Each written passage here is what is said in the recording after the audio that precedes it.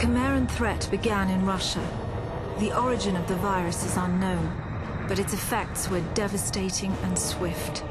In the 1930s, reports of biological experiments began leaking out of Russia. Then reports of villages destroyed overnight. Then entire cities. We feared the Russians had developed a weapon of unparalleled power. The truth was far worse. The chimeras stayed sealed within Russia for over a decade. Then, in 1949, they launched an attack that overwhelmed all of Europe in a matter of weeks. For several months we thought England was safe.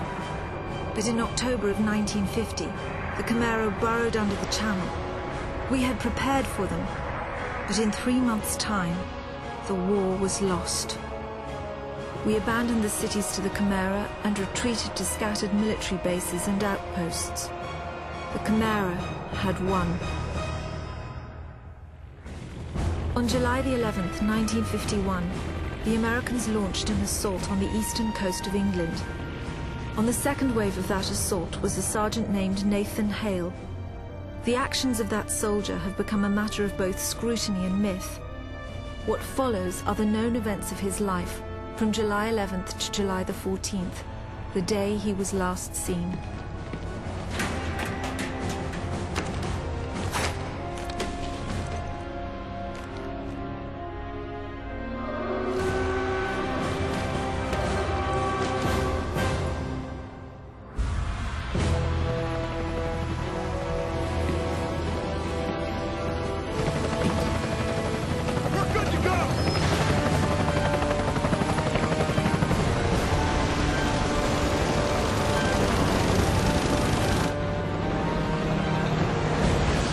Soldiers had no idea what they would soon be facing. The US government had sealed its borders in 1950. Radio waves and newspapers became state property.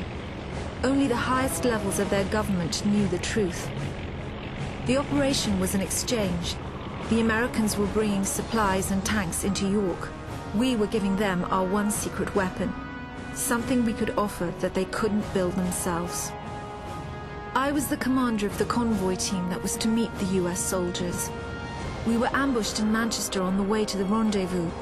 There was no way to warn the Americans. They were on their own in York, fighting an enemy they knew nothing about. We never learnt exactly what happened there. All we know is that Nathan Hale was the sole survivor. Go! Go! Go!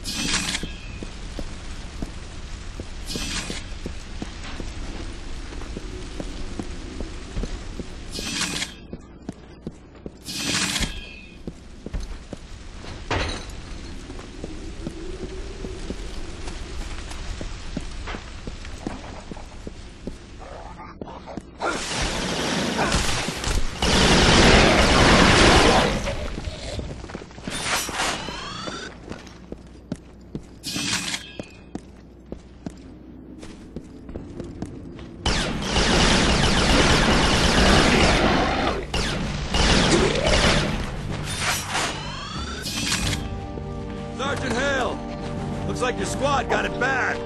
Come on, let's get to the depot, double time.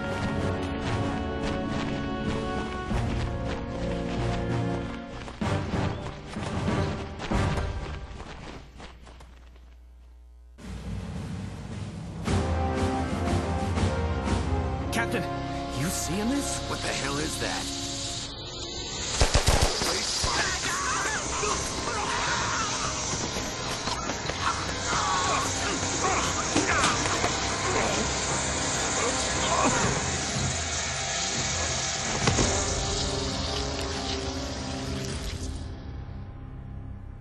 No one knows exactly how Hale was infected by the Chimeran virus. Our only clue is a journal entry recovered from the body of a US medic. It says that he encountered a number of comatose soldiers in a dry creek bed. One of the soldiers, a sergeant, suddenly woke up. Unlike the other soldiers, his body had no wounds at all. The sergeant refused any kind of medical examination, insisting on catching up to the rest of the company. If that sergeant was in fact Nathan Hale, then he remains the only known person to wake up after being infected. Whether the Chimeran virus mutated within him, or whether his body had an innate resistance to it, remains a mystery.